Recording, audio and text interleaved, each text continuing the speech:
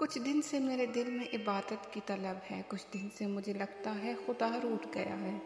کر لے توبہ ابھی بھی وقت ہے، پھر نہ کہنا کہ حساب سخت ہے۔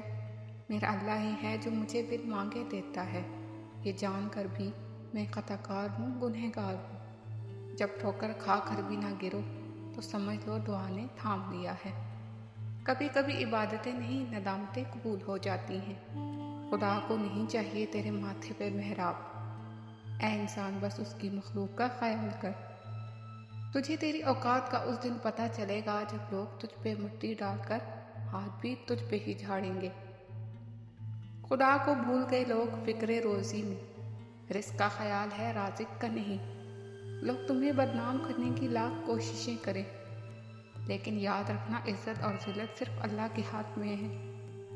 عقل کی کروڑ دلیلیں اللہ سے ایک گناہ بھی معاف نہیں کرا سکتی، لیکن ندامت کا ایک آنسو زندگی بھر کے گناہ معاف کرا سکتا ہے۔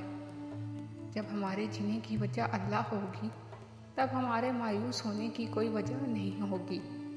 اللہ کی راہ بظاہر کانٹوں سے بھری مگر در حقیقت اطمینان اور سکون کی دولت سے بھری پڑی ہے۔